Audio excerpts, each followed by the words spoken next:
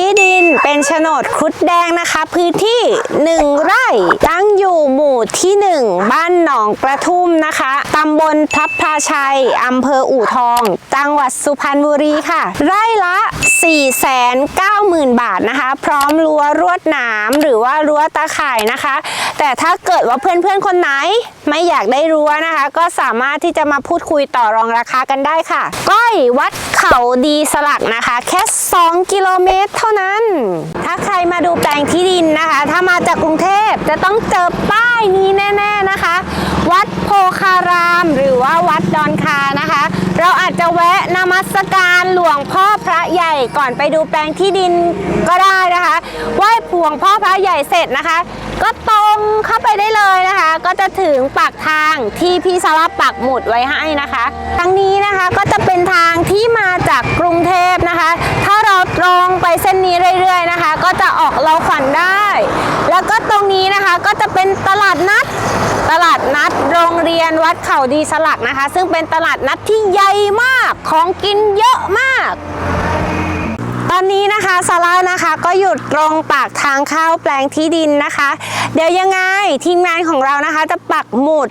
ปากทางเข้าแปลงที่ดินไว้ให้นะคะซึ่งแปลงที่ดินของเราก็เข้าไปด้านในนะคะประมาณ100 เมตรก็จะถึงแปลงที่ดินที่เราจะขายวันนี้ค่ะสวัสดีค่ะวันนี้นะคะซาร่านะคะก็พาทุกๆคนนะคะมาอยู่ตำบลพลับพลาชัยอำเภออู่ทองจังหวัดสุพรรณบุรีนะคะวันนี้ก็มีพื้นที่แปลงเล็กๆนะคะเหมาะมากๆสำหรับทำบ้านสวนแบบด้านหลังนะคะซึ่งที่แปลงนี้นะคะเป็นที่ดินในโครงการที่ดินจัดสรรเดิมๆนะคะมีแบ่งขาย1 ไร่สำหรับเพื่อนๆคนไหนที่กำลังมองหาที่ดินเพื่อที่จะทำบ้านพักตากอากาศทำบ้านสวนทำโคกหนองนาบอกเลยว่าแปลงนี้เหมาะมากๆเลยนะคะซึ่งที่แปลงนี้นะคะก็ตั้งอยู่หมู่ที่1นะคะบ้านหนองกระทุ่มนะคะสำหรับเศรษฐีใหม่เศรษฐีเก่าหรือว่าคนไหนนะคะที่กำลังจะเป็นเศรษฐีถูกลอตเตอรี่ถูกรางวัลงวดที่จะถึงนี้นะคะแล้วมีโครงการจะซื้อที่ดินแปลงนี้เหมาะมากๆเลยที่ดินแปลงนี้นะคะก็สามารถเข้าออกได้2 ทางนะคะก็จะเป็นซอย2หรือว่าจะวนออกซอยนี้ก็ได้นะคะซึ่งที่ดินในโครงการมีถนนกว้าง6 เมตรนะคะน้ำไฟถึงหน้าแปลงที่ดินแล้วค่ะซึ่งที่ดินแปลงนี้นะคะเนื้อที่1 ไร่นะคะอยู่ด้านหลังของซาร่านะคะก็ติดถนนในโครงการ2 ด้านเลยนะคะ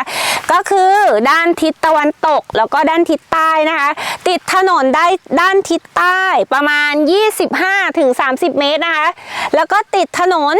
ด้านทิศตะวันตกเนี่ยยาวๆเลยทีเดียวน่าจะประมาณ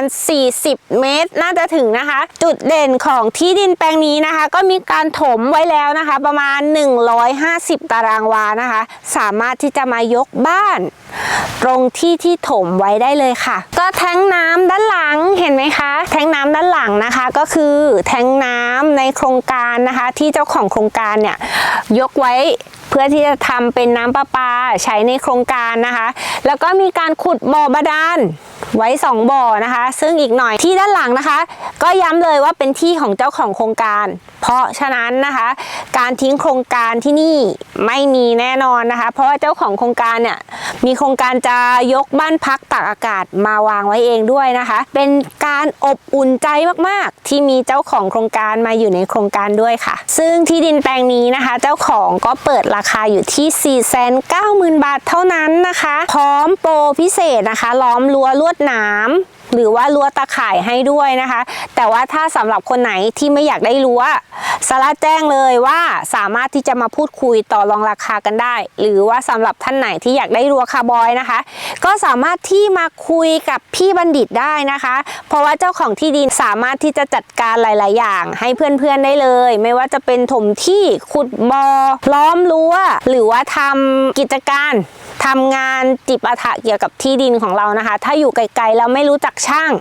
สามารถที่จะคุยหรือว่าโทรมาสอบถามพี่บัณฑิตได้รับจัดการให้ครบวงจรเลยค่ะซึ่งที่แปลงนี้นะคะนอกจากจะอยู่ใกล้ๆวัดเขาดีสลักหรือว่ารอยพระพุทธบาทแค่2กิโลเมตรนะคะก็ยังอยู่ใกล้ๆตลาดนัดโรงเรียนเขาดีสลักนะคะแค่ประมาณ1กิโลเมตรเท่านั้นเองซึ่งตลาดนัดเขาดีสลักนะคะก็จะเปิดวันจันทร์กับวันเสาร์นะคะแล้วก็ที่ตรงนี้นะคะก็อยู่ใกล้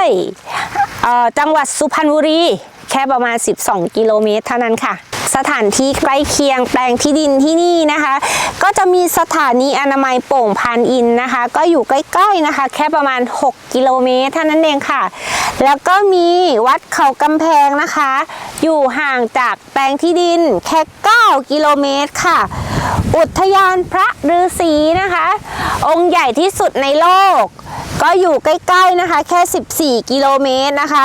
วัดเขาทำเทียมหรือสกายวอล์กอู่ทองนะคะก็อยู่ห่างจากแปลงที่ดินแค่18กิโลเมตรค่ะนะคะอุทยานแห่งชาติพุหางนาคก็อยู่ใกล้ๆแค่ประมาณ19กิโลนะคะถ้าเกิดว่าใครมาดูแปลงที่ดินก็สามารถที่จะแวะเยี่ยมแวะชมแวะเช็คอินกันได้ค่ะที่แปลงนี้นะคะพี่ซาร่าย้ำอีกทีนึงเนื้อที่1ไร่เศษๆนะคะตั้งอยู่หมู่บ้านหนองกระทุ่มนะคะอยู่หมู่ที่1ตำบลพลับพลาชัยอำเภออู่ทองจังหวัดสุพรรณบุรีนะคะซึ่งตั้งอยู่ในเขตชุมชนนะคะมีเพื่อนบ้านไม่เปรี่ยวนะคะเหมาะมากๆนะคะสำหรับทำโคกหนองนาเหมาะมากๆสำหรับทำบ้านพักยามเกษียณนะคะแล้วก็เหมาะมากๆเลยสำหรับคนที่อยากได้พื้นที่ที่จะทำเศรษฐกิจพอเพียงนะคะเพราะว่าที่นี่น้ำไฟเข้าถึงแล้วนะคะแล้วก็เป็นพื้นที่ที่อุดมสมบูรณ์มากๆดินดีมากๆนะคะก่อนจบคลิปนะคะอย่าลืมตัวอย่างโคกหนองนานะคะโมเดลโคกหนองนาโมเดลที่ซาร่าฝากไว้ให้ทุกๆคนดูนะคะตอนนี้นะคะเราก็อยู่กันที่แปลงที่ดินเดี๋ยวซาร่าจะพาทุกคนนะคะออกไปถนนหินคลุกในโครงการนะคะถนนด้านหน้าที่เราเห็นนะคะก็คือถนนหินคลุกทางด้านทิศใต้ของโครงการนะคะซึ่งเป็นถนนสาธารณะนะคะยกเป็นสาธารณะเรียบร้อยแล้วกว้าง6เมตรนะคะก็เสาไฟฟ้าอยู่ใกล้นิดเดียวนะคะเห็นไหมคะเดี๋ยวซาร่าจะพาทุกคนเลี้ยวซ้ายนะคะเพื่อที่จะออกถนนหน้าโครงการเลี้ยวซ้ายเห็นไหมคะว่าเสาไฟฟ้าอยู่ใกล้นิดเดียวแค่เรามีบ้านเลขที่นะคะก็สามารถที่จะขยายเขตเอาเสาไฟเนี่ยไปลงหน้าแปลงที่ดินของเราได้เลยซึ่งตรงจุดนี้นะคะเจ้าของโครงการนะคะก็มีโครงการทำให้อยู่แล้วเพราะว่าจะเดินเสาไฟไปในที่แปลงที่ดินของตัวเองอยู่แล้วนะคะที่เป็นบ่อสาธารณะที่เป็นแท้งน้ำด้านหลังนะคะอันนี้บรรยากาศนะคะตอนนี้ในโครงการก็มีเพื่อนบ้านแล้วนะคะทุกๆคนก็ถ้ามาอยู่ก็ไม่เปลี่ยวไม่เหงานะคะแล้วก็เพื่อนบ้านก็สามารถเป็นโคกหนองนาโมเดลให้กับเพื่อนๆทุกๆคนได้นะคะสำหรับคนที่มีฝันอยากจะมีโคกหนองนาอยากมีบ้านพักตากอากาศอยากมีบ้านสวนเป็นของตัวเองนะคะสามารถชมภาพมุมสูงด้านบนเพื่อที่จะเป็นไอเดียเพื่อที่จะเป็นแนวทางที่จะมาพัฒนาที่ดินของตัวเองได้นะคะนี่ขับออกมานิดเดียวนะคะแค่ประมาณ100เมตรก็จะถึงปากทางที่จะเป็นถนนเข้าไปอนามัยโป่งพานอินนะคะ